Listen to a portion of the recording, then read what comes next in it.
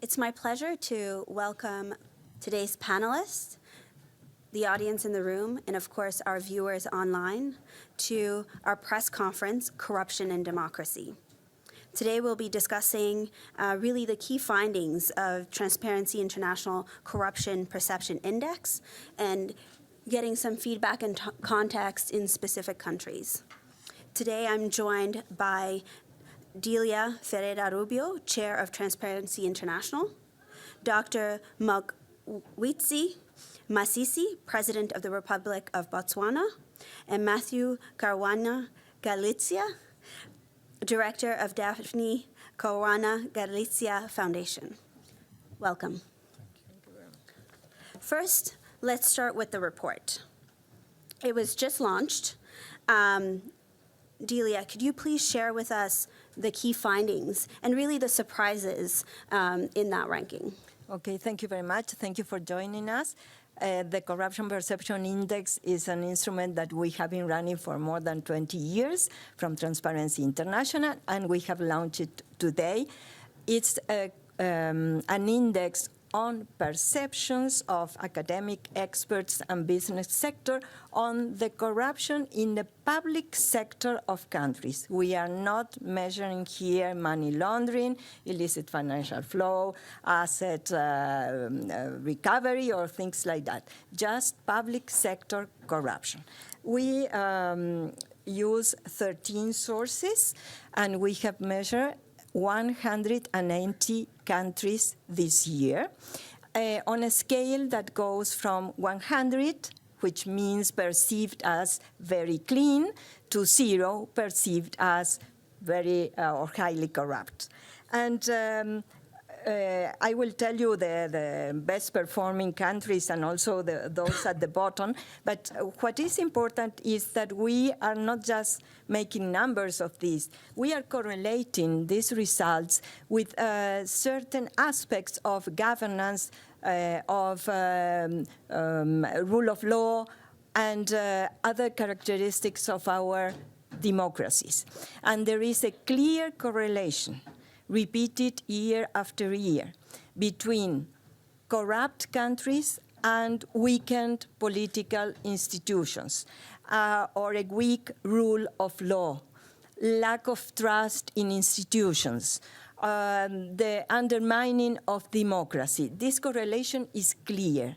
Corruption means this. We are not talking about casual things. We are talking about things that correlate. And this year we incorporated another factor, which is the influence of big money in politics and the correlation between campaign financing, regulation and enforcement, and corruption or transparency. And there is a clear correlation between countries where corruption is high and the regulation is not existent or is weak in terms of campaign finance or money and politics, or you have good rules but very bad enforcement of that rules. This correlation is clear.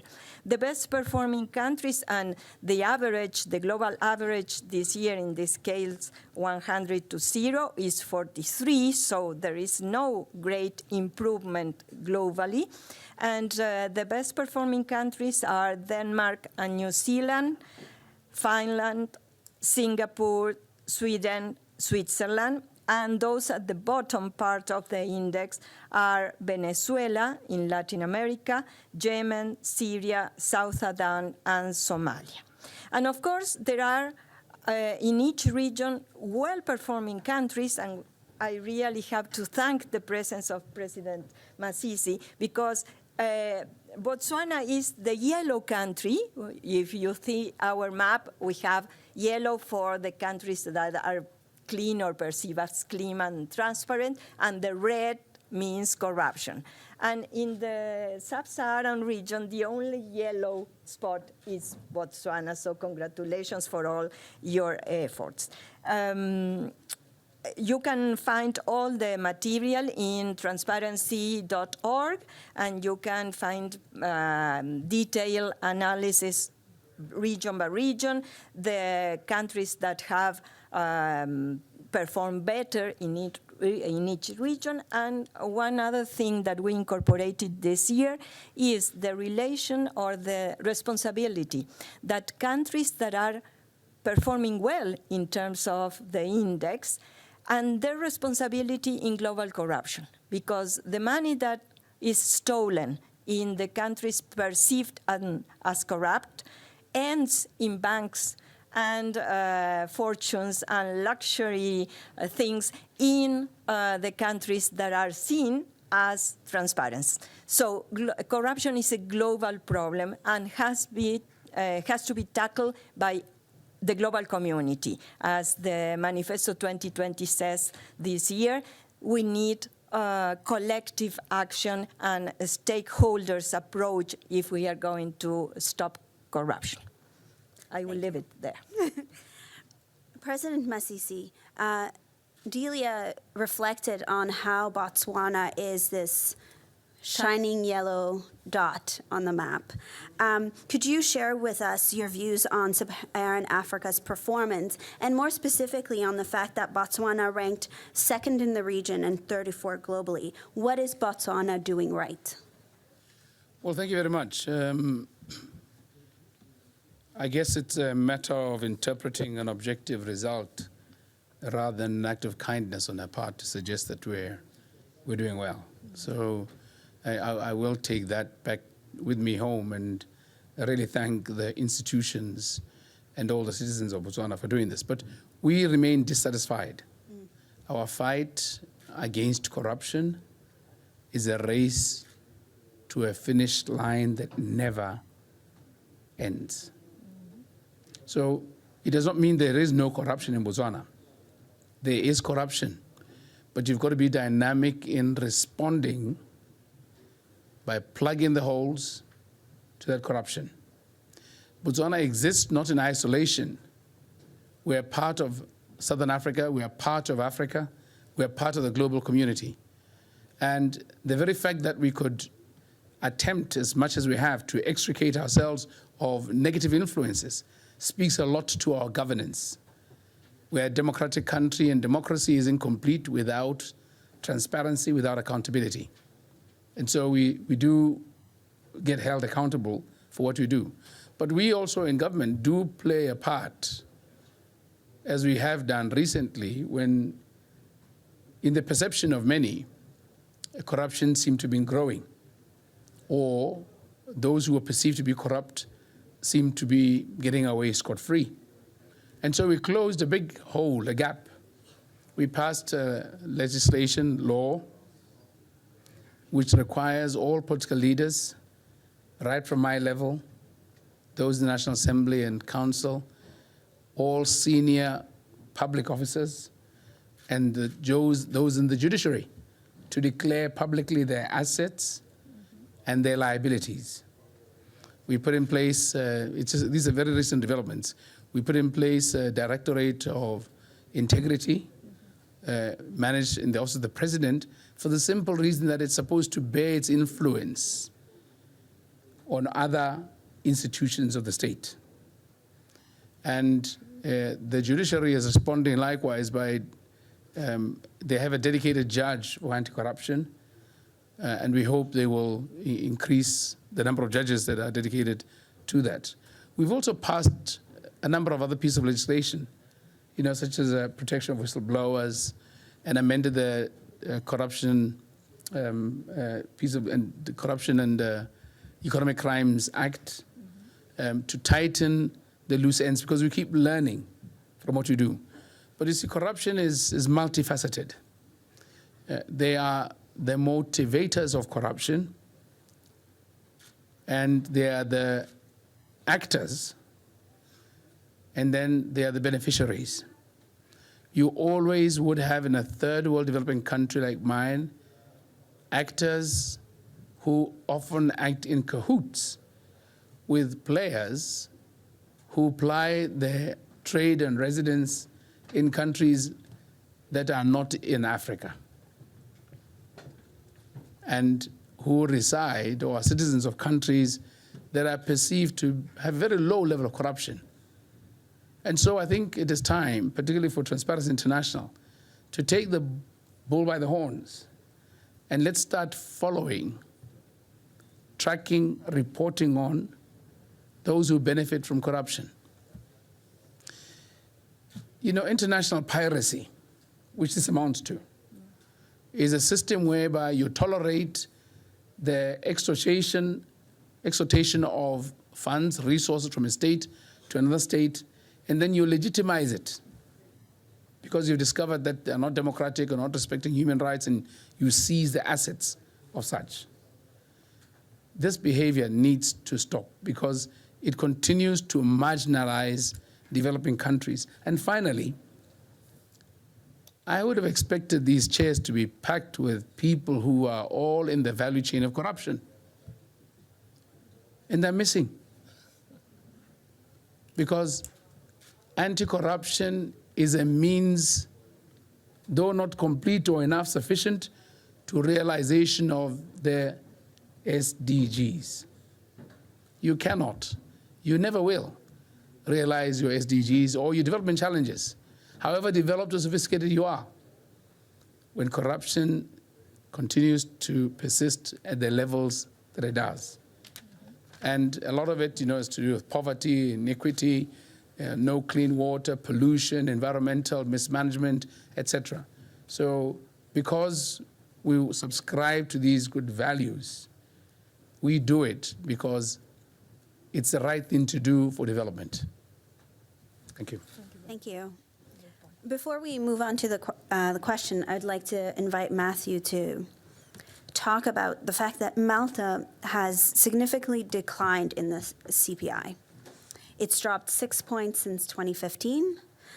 Can you explain to us what has contributed to this decline and classification of Malta as a country to watch? Okay, perhaps for people who aren't aware of why I'm here exactly, my mother was an investigative journalist investigating corruption in Malta, who was murdered in 2017. And that murder did not happen in isolation. It wasn't an isolated attack. It happened specifically because Malta's government chose to go in the exact opposite direction of, for example, Botswana's government, and practically adopt corruption rather than anti-corruption as a policy. And when a government chooses to do this because it is a choice, then that automatically puts journalists who investigate corruption in great danger and leads to murders, which is why my mother was murdered. That started, I suppose, with the election to government of our former prime minister. Malta already had weak institutions to begin with, but the government's program of privatization, selling passports, granting licenses to banks from Iran, just fomented more corruption. And as journalists like my mother began to publish evidence of this corruption, instead of fighting that corruption, fighting those crimes, the government doubled down and began to take measures to decapitate the authorities and institutions of the state that are supposed to be fighting that corruption. So things just got worse and worse. Once the government did that in order to protect people in government, in order to protect corrupt officials, it opened up the door to more transnational organized crime. And eventually things went into a spiral of decline, which is why Malta's ranking has continued to fall and why it continues to be a country to watch. Now, our way out of this is very clear. I mean, journalists can continue publishing evidence of corruption, but unless our authorities are reformed or start acting in the way they should, then we're going to continue being in danger. So yes, our institutions need to be reformed. We need Malta to implement the recommendations of the Council of Europe, but we need our authorities to begin acting immediately.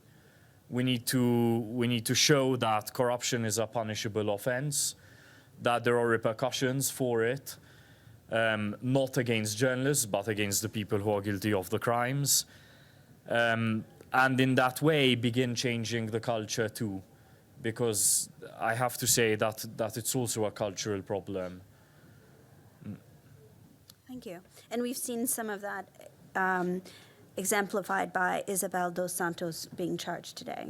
Yes, I mean, that's a really good example because, of course, she's an extremely corrupt figure, took advantage of weak systems of governance within her country, took advantage of nepotism, but she was enabled by accountants and lawyers in Malta and elsewhere. Malta's government turned a blind eye to the money laundering that was money laundering occurring in Malta that was allowing her to siphon all of this money that belonged to the public of Angola. And in that way, things just got worse and worse for the people of Angola. But things also get worse in Malta because what do vested interests have to do in order to allow this money laundering to happen, the transnational money laundering? They have to weaken the institutions in my own country, in Malta. They have to weaken institutions in Europe. So, as you said, we really need to work together to make sure that we're fighting what is actually transnational organized crime and corruption together. Otherwise, if there are weak countries like Malta that continue to enable the corruption of Isabel dos Santos or the corruption of Maltese officials, then, I mean, things are just going to continue to get worse. So Delia, if you want to add. To add to what have just been said about Malta, in this Dos Santos scandal, the role of gatekeepers has been of key importance. Gatekeepers should do their work. Gatekeepers are bankers, accountants, lawyers, so assurance companies, investment companies. So we need this fight against corruption to be done as a stakeholder task, including governments, including citizens. Of course, investigative journalists are key in the fight against corruption. And we need the business sector. We were talking yesterday at the Pachi meeting. We need the business sector to participate actively in the fight against corruption, not only because of values, integrity, or ethics, but because of clear, effective influence of corruption in competitiveness, in the capacity to do business and to obtain profits. So if they don't want to participate out of values, they can participate out of very concrete things. And we need the engagement of civil society and citizens. If societies tolerate corruption, they will keep sending the wrong message to the corrupt guys. You can go on because we keep on voting you, for instance, or we keep on buying your products because it doesn't matter. Well, yes, corruption matters in terms of SDGs, in terms of human rights, in terms of democracy. So we have to work together. It's the only way. In fact, the position of my family is that while justice for my mother after her murder is important, it's the #1 priority for us, we're never going to be able to bring her back. So the best that we can do to make sure that she didn't die in vain is to make sure that a country like Malta doesn't end up in this situation ever again.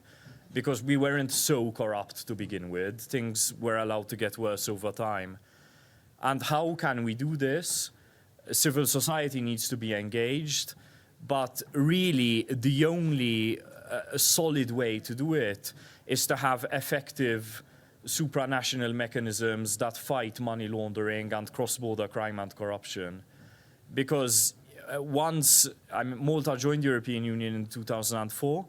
Once that happened, we were flooded with new money without the ability to fight the crime that comes with it. So within zones of free trade where money flows freely, like the European Union or other regional free trade groups that are forming, you need to have some level of compromise where states agree to give up some of their sovereignty with respect to the rule of law, the fight against money laundering and corruption. It's really the only way. So I'm going to open up the floor to see if there are any questions in the room. The gentleman in the back. Please state your name and your media outlet.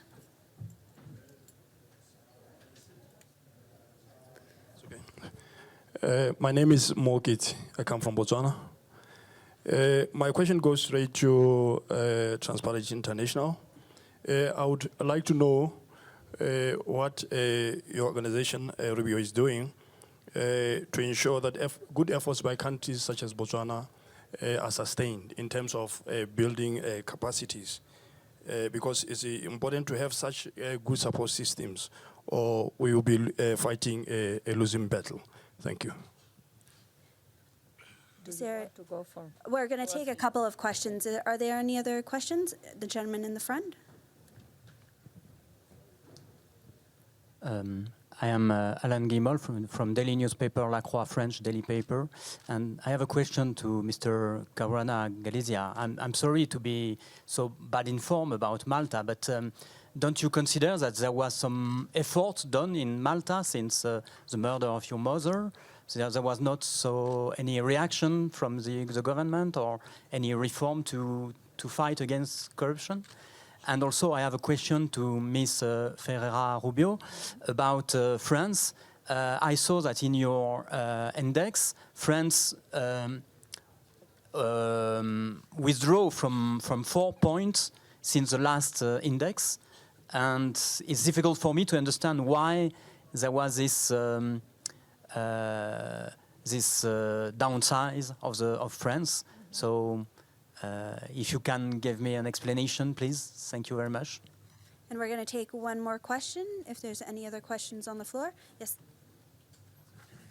Hi, my name's Tim Cohen. I work for a publication called Daily Maverick in South Africa. I just wanted to ask Ms. Rubio to what extent extradition is... to what extent you think extradition, changing extradition laws would be helpful here? We, in South Africa, we're very frustrated with, people see that the things are changing, and then, they move to a country, they move their money, and they move to a country where there's no extradition agreement, and then you're really stuck. It's important for civil society to see that people who are corrupt do get eventually prosecuted, and if they're not living in your country anymore, it's difficult to achieve that. And I know a couple of people joined us late. Is there any other questions? Oh, yeah. Lots of questions. Hi, I'm Kamaru from Malaysia. Nice to meet you again, Matthew. Congratulations, President Masisi and Delia. But coming from a country that's famously known as for the 1MDB episode, my question is, there's a worry about the pervasiveness of corruption at the lower level from a traffic police, motorist giving. But when it happens at the very top tier of a nation, it has to do with supranational linkages and network. How would the TI report work against big companies, big brand names like Goldman Sachs, who has not really owned up to what has happened to 1MDB, and in fact is in negotiation for reparation damages? Is this the kind of reaction that we're going to get from such a big incident of corruption? Then what's the point of the TI CPI? Because it will keep on happening. And it will have the adverse effect of the younger population of in my country, for example, seeing things like that and see the big fish will always get away because this is about big money. So if there's a movement here, we don't know what's going on behind the scene. Maybe you're talking to Professor Klaus Schwab. If there's so much emphasis on ESG, where is the emphasis of the stakeholder capitalism movement of metrics to also include the CPI into any big financial investment or development project around the world? Thank you. Question. So, who would like to tackle this very good bundle of questions? Do you want to go, Matthew? Okay, I'll start with the question from Lacroix.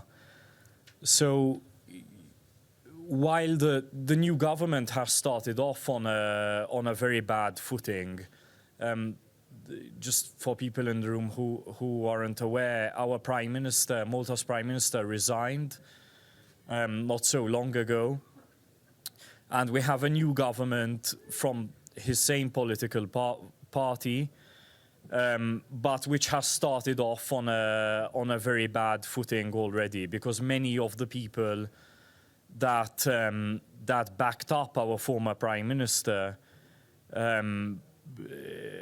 over the past 4 years of very aggressive corruption are still within the new government. And it seems that while he is willing to make some concessions, I don't think that his government feels the kind of anger at corruption that it should really be feeling. It doesn't seem to be honest. It seems to be more of a compromise rather than anything else. It doesn't seem to be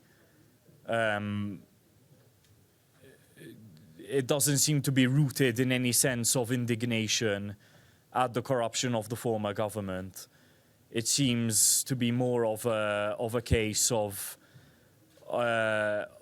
offering some sort of compromise in exchange for things calming down in the long term. But that's not really what we need now.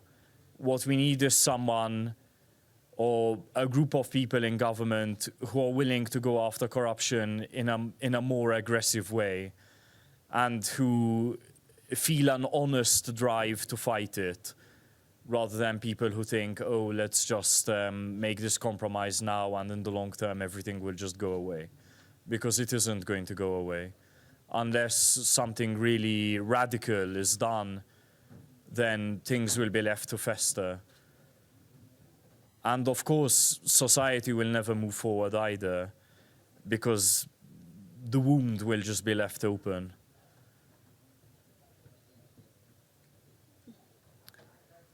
Delia? Well, I have lots of questions here, starting with the journalist from Botswana. We work through our chapters in more than 100 countries, helping governments or proposing laws or proposing mechanisms to hold to account those in power and the business sector in the country according to the situation of the respective countries. So we have created lots of tools, and we keep on investigating and producing tools that allows the chapter in each country to tackle the problem or to investigate more seriously. For instance, this year we have been working on money and politics and campaign finance, and we have developed tools that allows citizens to see who is giving money to whom, in what amounts, and what is this money being used to. And this kind of information, access to information, facilitates then the detection of potential conflicts of interest or the evaluation of public policies, because if you can see who financed whom, you can explain sometimes what decisions has been taken in terms of public policy. So there are many tools. In terms of France, I would have to check all the sources included. This is an index of indexes, so we have to check what the sources corresponding to France, which are on our platform, so you can access yourself. But I compromise to check with the research team what are the descent figures in the sources that explain this statistical change. In some cases, the mathematical or arithmetical thing of 4 points up or down are not statistically relevant according to the margin of error. But we have to take care of that. I commit to do that and send you the information. You can do that. And in terms of extradition law, of course, this has to do with mutual legal assistance, because this is a global problem, as you mentioned. So we cannot afford to have islands of protection or islands of impunity where people can go and bring the money and have a luxurious life without taking care of what they have done and without being sanctioned. So, stopping this mechanism of extradition requires, to be effective, global action in terms of convention or rules, standards that can be applied worldwide, globally. In terms of petty corruption is the one-to-one, the police, the people that has to pay for a place in the school or a bed in a hospital. It's terrible. It affects directly individual persons and affects human rights. And you have to consider that 2/3 of the 180 countries, 2/3 are under 50. So that means that billions of people are facing or are living in everyday corrupt environments, affecting their quality of life and their possibilities of future. The other type of corruption is grand corruption, which needs special responses because it is global, because it involves the highest levels, both at the government and the companies. And in terms of doing something or reflecting the problem of grand corruption, Transparency International has many other indexes and reports. For instance, Exporting Corruption is a report that analyzes what's the behavior of companies vis-a-vis bribing abroad, although they have their presential resident and tax resident in countries that are scoring well. So we have the Exporting Corruption report. We have done other reports taking into account how countries in the European Union, for instance, are fulfilling the anti-money laundering directives of the European Union in order to detect whether they are really fulfilling their commitments and the rules approved or not. And we reflect that. These are informations that are available for everyone, investors, companies doing business. And you mentioned investors, and of course, they can use this information to, in a certain way, determine where to go with the investment. And multilaterals, for instance, can use the anti-corruption information to establish conditionalities when they give loans to countries in order to incentivize the right behavior. So there are many things that we are doing, and there are different tools that reflects or picture different aspects of corruption. And the other one, which is very important and gives the information of how people perceive corruption and suffer corruption in their countries, is the Global Barometer of Corruption. You can find it in our website. And it is not reflecting the opinion of experts or business people. It reflects the opinion of people in each of the countries where we are working. Thank you. Let me just add to the answer given earlier to the question by the Botswana journalist on what Transparency International could do or is doing to reward the good efforts that we make in Botswana. We had an informal discussion early on with Madam Rubio about the possibility of the brand Transparency International, the institution Transparency International, in partnership with the Botswana government, hosting a Pan-African conference on anti-corruption to really deal with the scores across Africa, including those of Botswana. Now, it's in our national interest to help other countries come up to standard, particularly in our region, because we trade immensely with countries nearby us, but we've also subscribed to the Africa Continental Free Trade Agreement. And it's going to be extremely hard for business people to trade with some countries, I'm not mentioning any names, because of the indices that we see. So we would be advanced in this. Our head of public services here, he'll advance it, and we'll find a mutually convenient time so that we do this, because our objective is to advance the annihilation of corruption and opportunities for corruption. And you talked about extradition, or somebody I think talked about changes in extradition law. Yes, we also experience it as a state. We need to have extradition facilitated in manners similar to exporting coffee or beef or whatever. There's got to be a demand for it and enablement of it across states, particularly for corruption-related issues. And I'd like to state that Botswana is yellow. It does not mean that there is no corruption in Botswana. It does not mean that we are necessarily better than last year, because these are relative measures. So we'd like to hope that one day we'll have an opportunity to actually start getting criteria and reference measures so that we measure our performance against our own standards and ourselves. So we genuinely improve and look at the rate of improvement. So, but be assured that we're really committed, at least politically, we're committed to doing all we can to make it extremely hard, if not impossible, for corruption to take place in Botswana. In the era of digitization, new challenges emerge every day. Thanks. I wanted to mention before we close out the forum's work on Partnering Against Corruption initiative, which is called PACI, which is information that you can find also on our website. I encourage you to go to transparency.org to look at the report and look deeper on the findings. It sounds like we know there's an urgent call for action and collaboration.